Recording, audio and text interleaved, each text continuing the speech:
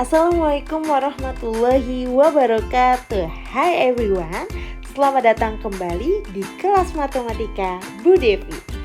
Gimana kabarnya semua? Semoga dalam keadaan sehat dan bahagia selalu ya.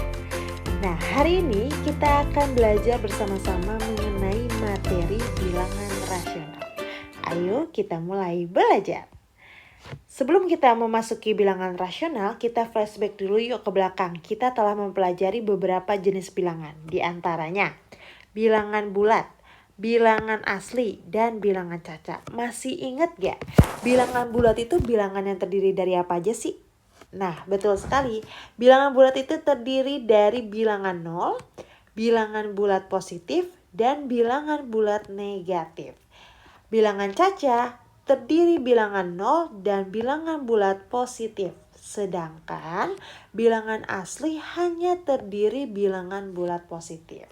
Maka dari itu kita bisa dapat memvisualisasikan dalam bentuk diagram, di mana hubungan ketiga bilangan tersebut.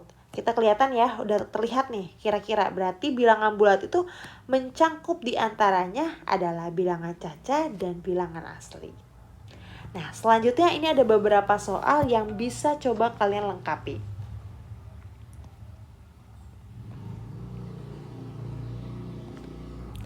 Sekarang baru nih kita memasuki bab selanjutnya. Dari soal-soal tersebut, kira-kira kalian sudah dapat gambaran belum? Apa itu bilangan rasional? Betul sekali, bilangan rasional adalah semua bilangan yang dapat dinyatakan dalam bentuk pecahan biasa atau A per B dengan B tidak sama dengan 0. Contohnya ada 2/3, 4/6, dan 10/15. Sedangkan semua bilangan yang tidak termasuk ke dalam bilangan rasional berarti disebutnya bilangan apa? Bilangan irasional. Sekarang coba kita menalar beberapa soal yang akan Ibu keluarkan. Yang pertama, 1/2. Kira-kira ini merupakan bilangan rasional atau bukan? Nah, betul sekali. 1/2 berarti dia termasuk bilangan rasional. Karena udah jelas banget ya, dia berbentuk pecahan biasa di mana penyebutnya tidak sama dengan 0. Yang kedua, 0,3. Kira-kira 0,3 ini merupakan bilangan rasional bukan?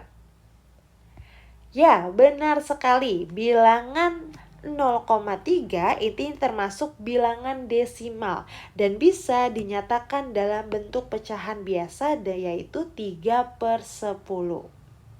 Selanjutnya, ada akar 4. Kira-kira akar 4 ini bilangan rasional atau bukan? Betul sekali. Akar 4 itu berarti sama dengan 2. Sedangkan 2 itu kalau kita bentuk dalam pecahan biasa berarti sama dengan 2/1. Makanya dia dikatakan apa? Bilangan rasional. Yang keempat, ada 0,123. Nah, ini merupakan bilangan desimal berulang. Nah, kira-kira ini merupakan bilangan rasional atau bukan? Betul sekali. 0,123 itu merupakan pecahan berulang. Nah, itu kalau kita bisa notasikan itu dengan per 0,123. Berarti dia dinyatakan merupakan bilangan rasional. Soal yang kelima. 3,14, 15, 92 titik. Itu merupakan bilangan rasional atau bukan? Nah, ini merupakan pecahan desimal yang tidak berulang dan tidak berujung, sehingga tidak dapat dinyatakan dalam bentuk pecahan atau dalam bentuk A per B. Makanya dia dikatakan bukan bilangan rasional. Selanjutnya, ada akar 3. Kira-kira akar 3 ini merupakan bilangan rasional atau bukan? Betul banget, akar 3 ini bukan bilangan rasional karena bilangan kuadrat yang dapat ditarik akar sehingga tidak dapat dinyatakan dalam bentuk pecahan biasa. Akar 3 kan nggak bisa ya dibentuk jadi dalam bentuk pecahan biasa, makanya dia dikatakan bilangan bukan bilangan rasional. Berarti dia dikatakan bilangan apa? Kebalikannya, yaitu bilangan irasional.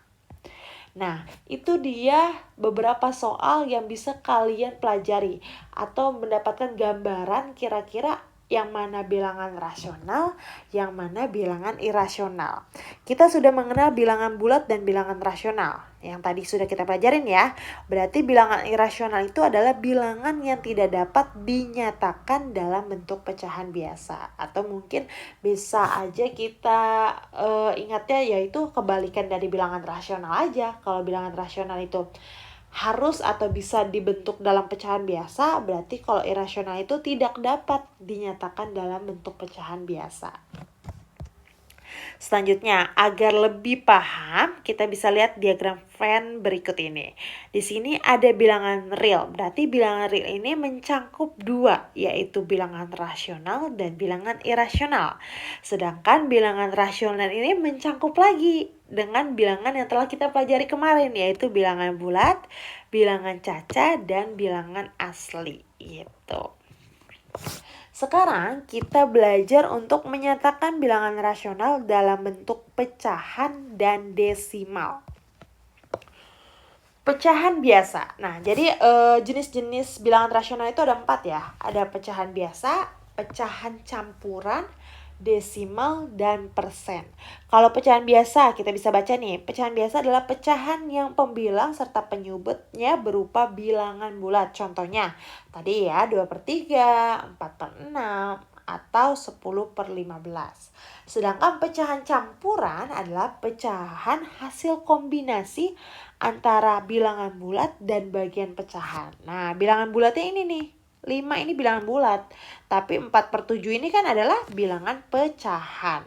Jadi dikatakan dia pecahan campuran karena terdiri bilangan bulat dan bagian pecahan. Ini bagian pecahannya.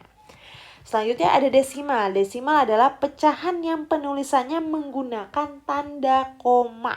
Contohnya ada 0,5. Itu adalah desimal persepuluhan. Ada 0,24 disebutnya desimal perseratusan, dan ada juga 0,125 yaitu desimal perseribuan. Ada juga yang terakhir yaitu apa? Persen, dalam bentuk persen, bentuk pecahan yang memiliki penyebut 100. Kira-kira desimal dan persen ini kan bisa ya kita ubah menjadi pecahan biasa, makanya itu disebutnya jenis-jenis bilangan dari rasional. Sekarang kita belajar untuk mengubah bentuk pecahan. Seperti yang sudah diketahui sebelumnya, bahwa bilangan rasional selama angka tersebut bisa diubah ke dalam bentuk pecahan dan nilai B-nya atau penyebutnya tidak sama dengan 0, berarti itu dikatakan bilangan rasional ya.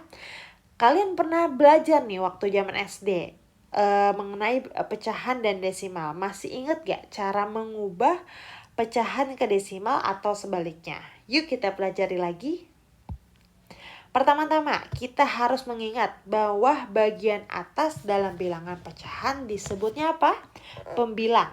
Kemudian bagian bawah dalam pecahan disebutnya adalah penyebut. Jadi misalnya kalau kita buatnya A per B gitu ya, berarti si A ini adalah pembilang dan B ini adalah penyebut gitu. Nah, ini disebutnya pecahan biasa gitu ya. Sekarang kita ingin mengubah bentuk pecahan. Nah, coba yang pertama, kita mengubah bentuk pecahan dari apa dulu nih? Kita mengubah pecahan biasa dulu yuk menjadi pecahan campuran atau sebaliknya.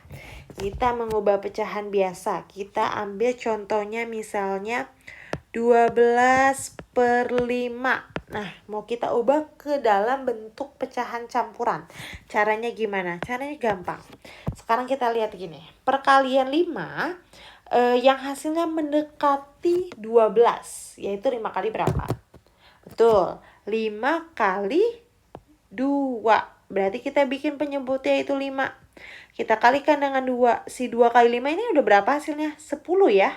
10. Nah, kita kalau misalnya mau jadiin 12 berarti tambah berapa? Tambah 2. Ini dia cara gampangnya.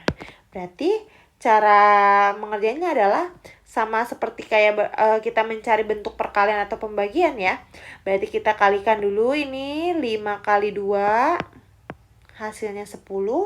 Lalu kita tambahkan dengan yang di atas. Gitu kan? Jadinya 12/5.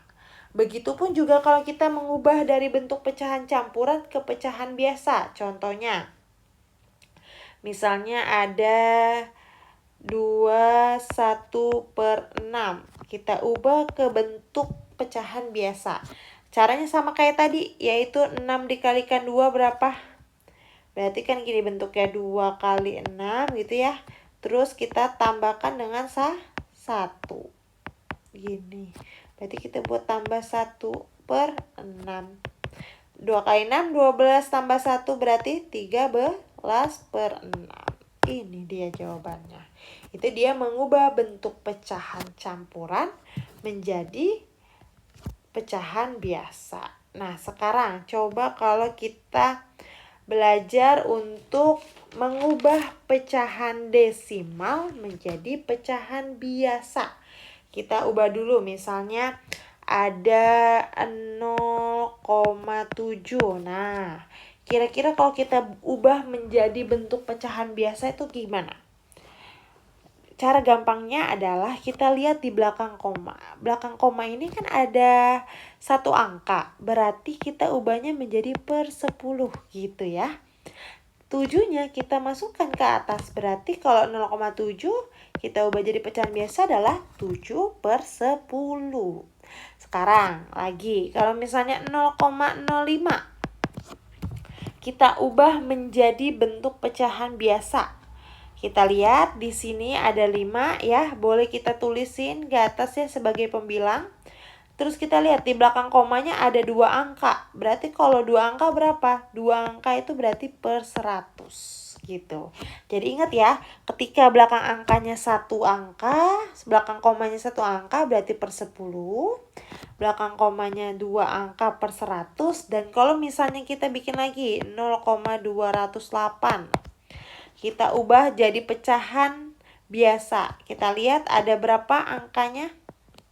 Ada? Betul berapa? Ada 3. Berarti kalau 3 berapa? 1000 gitu kan ya. Nolnya ada 3, berarti belakang komanya ada 3, nolnya ada 3. Jadi bentuknya berapa? 1000. Di atasnya kita buat berapa? 208 gitu. Ini masih bisa disederhanakan. Kita cari kira-kira berapa. Untuk 208 per 1000 kita sederhanakan berarti jadinya berapa? Kira-kira 1000 bisa dibagi berapa? Paling kecil sama-sama kita bisa bagi 8 ya. 208 bagi 8 berapa? 1000 bagi 8 berapa? 1000 bagi 8 hasilnya 125. 208 bagi 8 hasilnya 26. Itu dia kalau mengubah bilangan desimal menjadi pecahan biasa. Sekarang kebalikannya. Kalau kita mau ingin mengubah pecahan biasa, misalnya nih 1/5 kita ingin mengubah jadi bentuk desimal, caranya gimana? Caranya yang paling gampang, kalau misalnya dia bentuknya bukan per kelipatan sepuluhan, per sepuluhan, kalian membentuk aja seperti pembagian. Berarti kan 1 yang di dalam, 5 yang di luar ya. Nah, sekarang kita masukin. Ini kan 1/5 nggak bisa ya. Berarti kan harus ada 0, ya. 0, berarti di sini kasihin 10, kasihin 0. 10 bagi 5 berapa? 2. 5 kali 2 10. Habis. Berarti 1/5 sama dengan 0,2. Tapi kalau misalnya soalnya adalah 2/10. Nah, ini maksudnya nih, kelipatan per 10-an. Ya udah kita ubah aja, kita lihat per 10 berarti belakang komanya 1 angka kan? Kita tulislah 2, 0,2 gitu. Nah, ini kenapa nih bisa sama-sama 0,2 ya? Karena kalau misalnya kita buat 2/10 dengan sederhananya berarti sama dengan 1/5. Gitu dia. Coba kita lagi, misalnya 3/25. Oke, 3/25. Kita ingin mengubah menjadi bentuk pecahan desimal, berarti kita buat aja pembagiannya ya. Berarti 3 di dalam, 25 yang di luar. 25 yang di luar. Berarti kita cari 0, iya kita taruh 0 di sini. Berarti 25 kali berapa? Oh, kali 1 ya. Biar 25 kita kurangkan 10 kurang 5, 5 ini habis. Jadi 2 kurang 2 habis. Masih belum habis ya. Berarti kita tambahin 0 lagi. 50 bagi 25 berapa? 2. Berarti 0,12. Itu dia cara mengubah bentuk pecahan biasa ke dalam bentuk desimal. Jadi kalau misalnya penyebutnya itu bukan kelipatan persepuluhan ya, kayak gini misalnya 5, 25, itu kalian ubahnya dalam bentuk pembagian biasa aja. Tapi kalau misalnya per 10, per 100 atau per 1000, itu tinggal lihat aja, oh per 10 berarti belakang komanya ada 1 angka. Kalau per 100 berarti belakang komanya akan ada 2 angka gitu. Selanjutnya, setelah desimal kita akan mengubah bentuk pecahan biasa menjadi persen atau sebaliknya.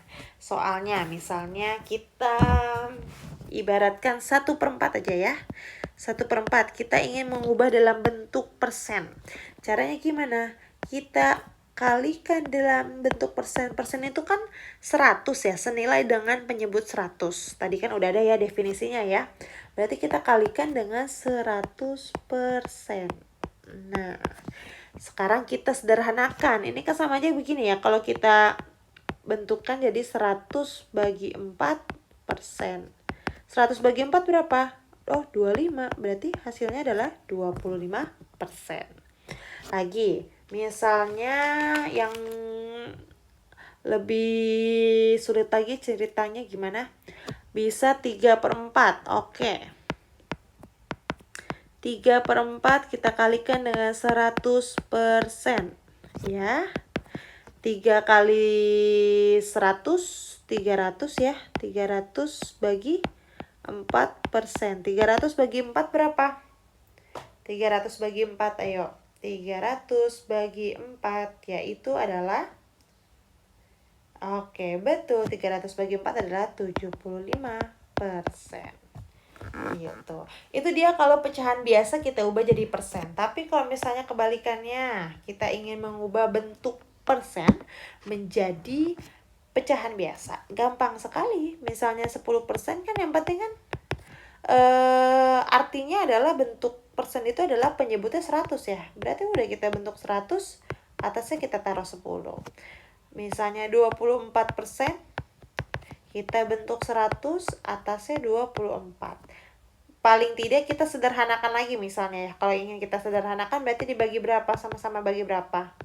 Bagi 10, bagi 10 ya. Berarti 1/10. Yang bawahnya kita bagi lagi berapa?